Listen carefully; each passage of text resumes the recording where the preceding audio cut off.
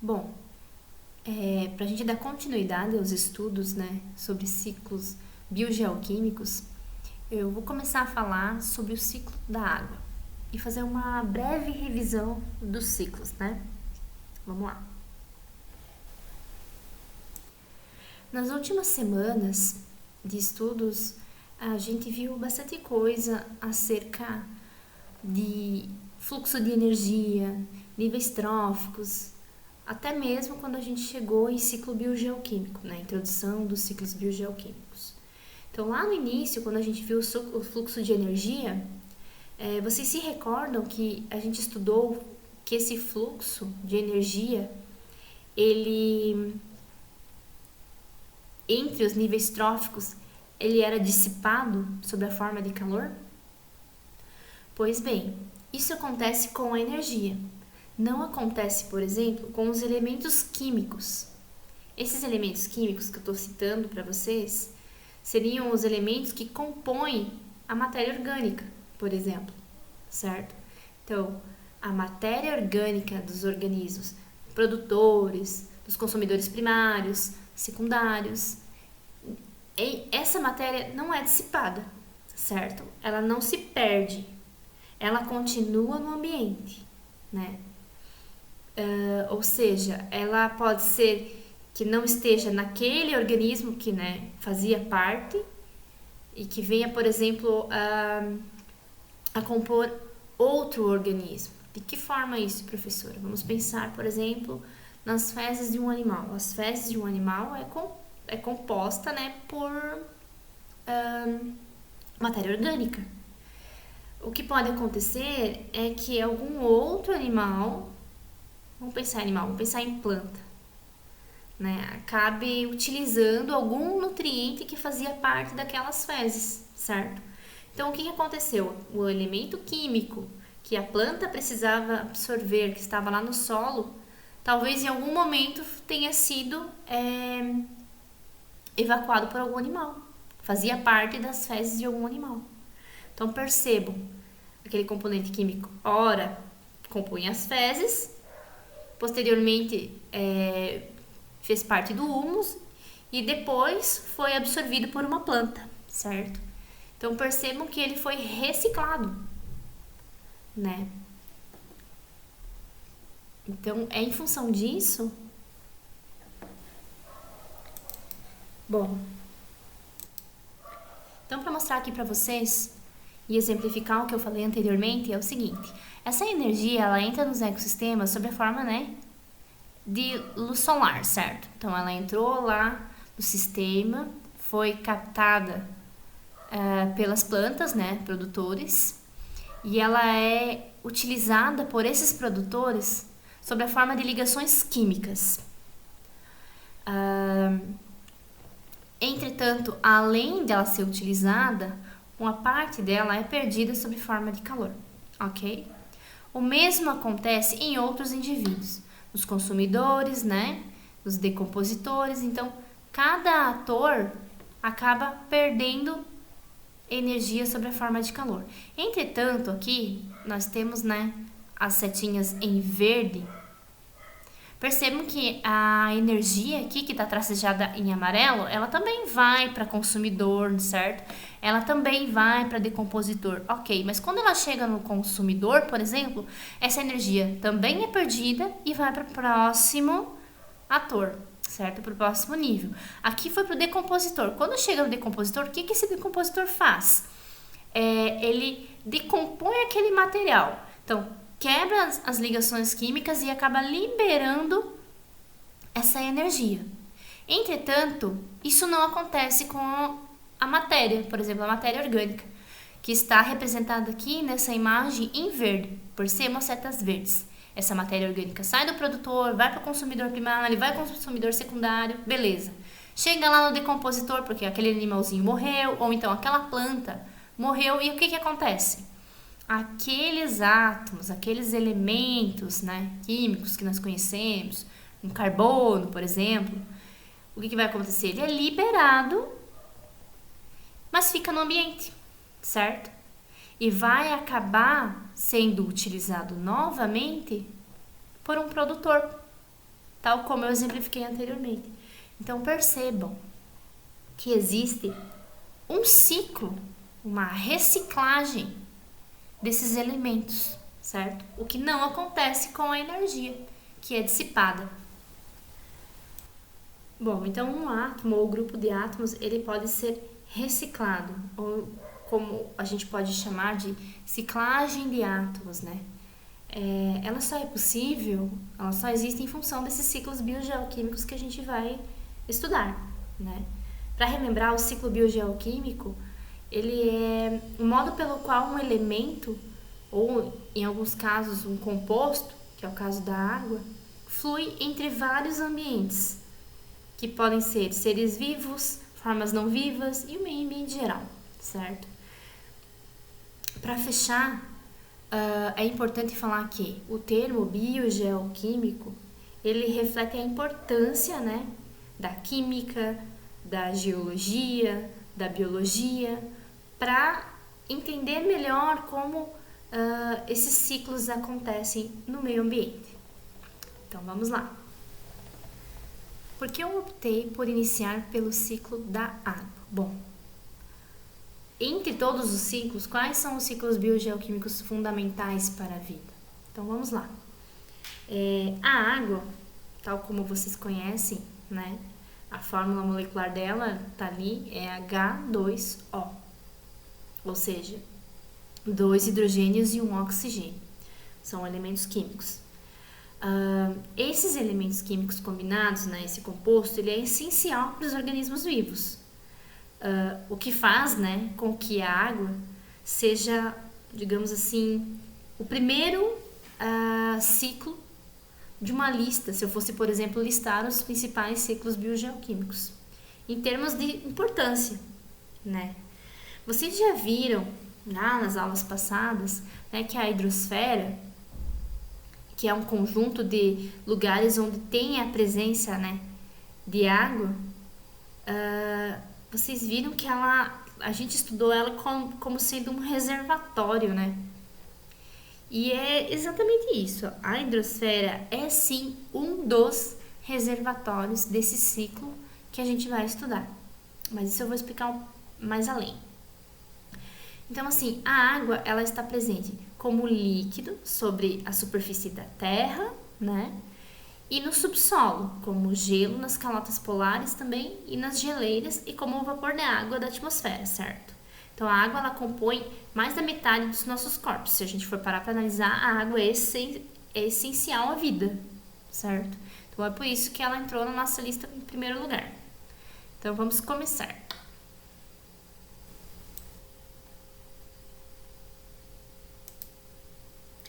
Bom, vou achar o laser aqui. Ok. Pessoal, nessa imagem aqui que eu trouxe para vocês, esta figura aqui representa toda a água existente no planeta Terra. Percebam que em azul aqui nós temos toda a água salgada, ou seja, 97,5% do total da água existente no planeta é água salgada, ou seja, água imprópria para beber. Apenas 2,5% são água doce, que é esta parte em cinza. Vamos pensar que desse total aqui, desses 2,5% aqui, dessa pequena fatia aqui, a gente tem que 68,9% estão nas geleiras e nas coberturas permanentes de gelo, ou seja, não estão acessíveis. 30,8% estão como águas subterrâneas, na umidade do solo, pântano, solo congelado, certo? E o que já é 99%, né? E menos de 1%, gente, olha aqui, ó, 0,3% encontram-se em lagos e rios, ou seja, águas superficiais acessíveis para, por exemplo, dessedentação humana, certo? Então percebam quão é importante economizar, tratar, poupar, né, cuidar, enfim, controlar o uso desse percentual aqui. Porque se a gente for parar para pensar, o Brasil está ok em termos de água. Mas existem países que não têm. Ou seja, esse 0,3% não é distribuído igualmente em todas as partes do planeta. Certo? Existem países que têm e países que não têm. E é por isso que acontece de muitos locais tratamentos, tecnologias diferenciadas, novas, para tornar essa água aqui uma água dessalinizada, por exemplo, né? Ou para tratar a água que foi utilizada, esse percentual aqui, para torná-la novamente potável, digamos assim. É em função disso. Então, o que eu quero trazer aqui para vocês é a importância desse recurso e, principalmente, vocês vão ver que cada local desses aqui que eu mostrei para vocês acaba participando do ciclo da água, certo? Bom, então aqui nesse desenho maravilhoso, nesta imagem bonitinha, a gente vai observar alguns movimentos da água no ciclo da água. Alguns não, praticamente todos estão exemplificados aqui. Eu poderia iniciar por aqui, na superfície do oceano, ou na superfície de um rio, ou então na superfície do lago, ou então pela evaporação, sublimação, ou pela precipitação, enfim. Indiferente do local que eu iniciasse, vocês iam perceber que eu ia chegar no mesmo resultado, porque é um ciclo, tá? Então, vamos começar pela evaporação. O que acontece na evaporação? Essa água que está aqui eu tô falando da água superficial, tá? A água superficial lá do oceano, né?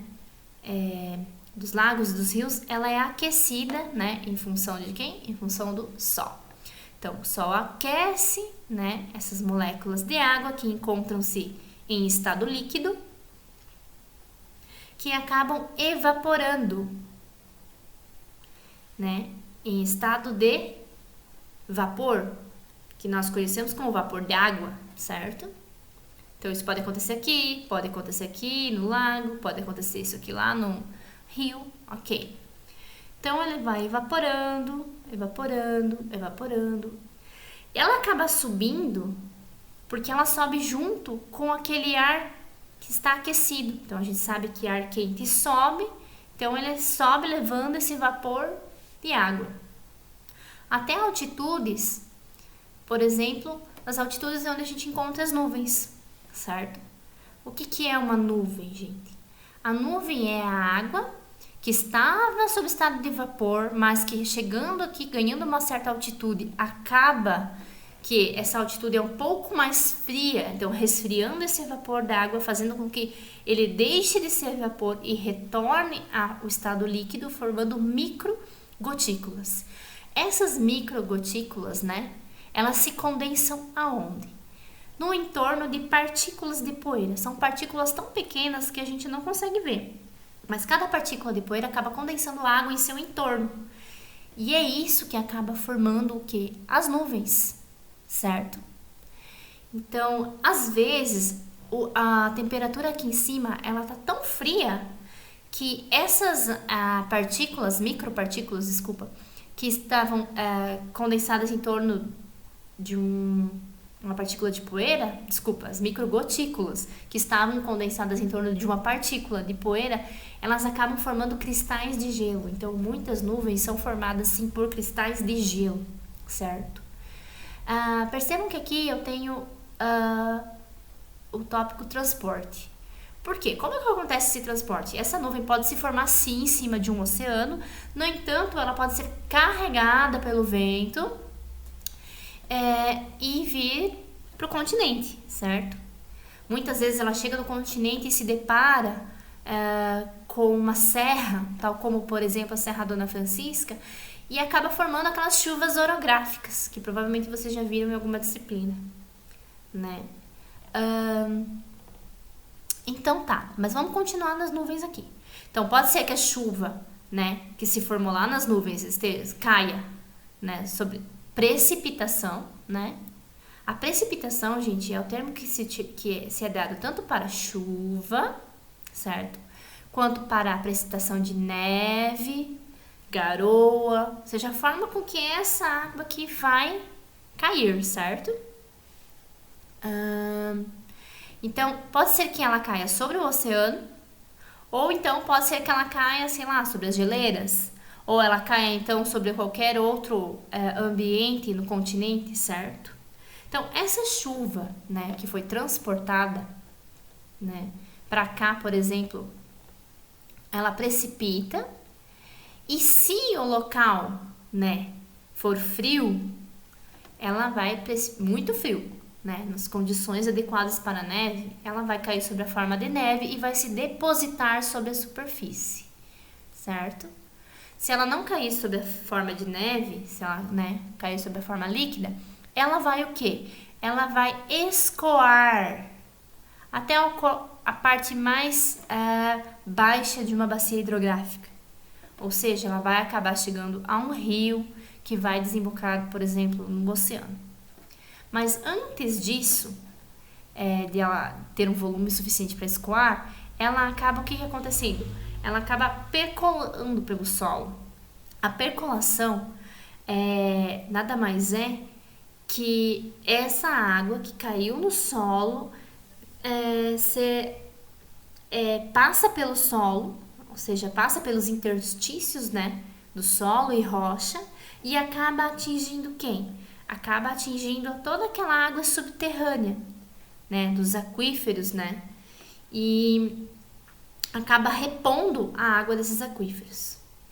Geralmente, quando tem um aquífero que está com muita água, essa água acaba indo parar nos lagos, ou seja, acaba saindo por aberturas no solo e acaba abastecendo os lagos.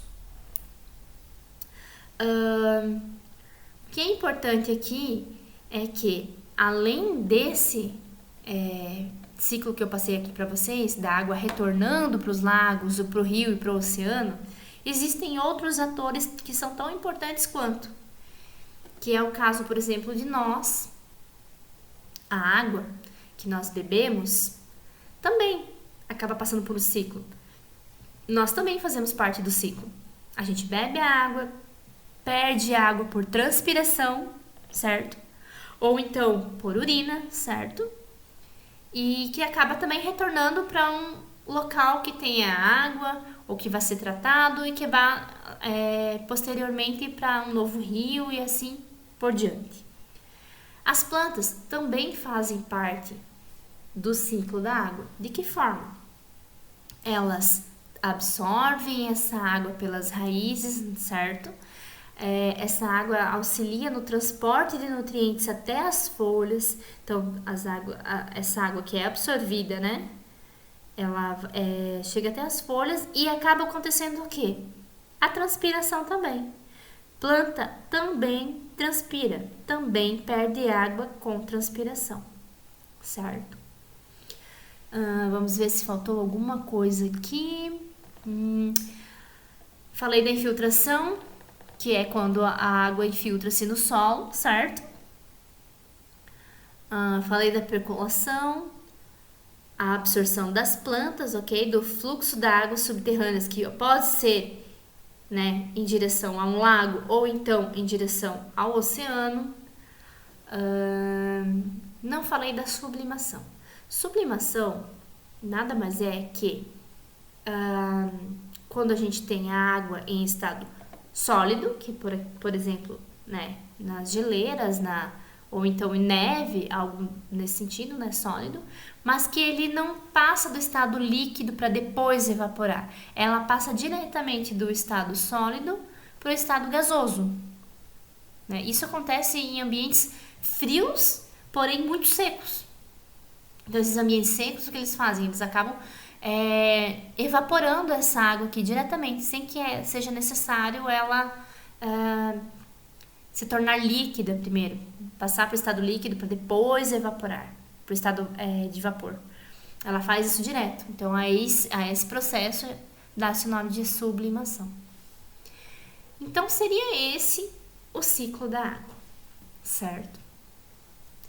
Então, é o seguinte, vocês percebem que existe um movimento da água, um ciclo que é um pouco mais lento que outros? Sim ou não? Eu quero que vocês observem essa imagem e me respondam lá no Google Formulários qual que é a diferença entre o ciclo longo e o ciclo curto da água. Lembrando que esses dois ciclos compreendem o ciclo apresentado aqui. Então, aqui dentro, né, está o ciclo longo e aqui dentro está o ciclo curto. Eu quero que vocês olhem essa imagem, observem algumas coisas específicas, tal como, por exemplo, plantas e animais, como é que eles entram nesse ciclo? Chuva, evaporação e transpiração, como é que é isso? Então, analisem isso e, posteriormente, pesquisem qual que é a diferença entre o ciclo longo e o ciclo curto. Ele é bastante óbvio. Se eu for falar assim, o ciclo longo ele é mais longo e o ciclo curto ele é mais curto, obviamente. Mas por que o ciclo longo é mais longo e por que o ciclo curto é mais curto? Então, eu vou terminar essa apresentação por aqui, para vocês pesquisarem isso. Ok? Até mais!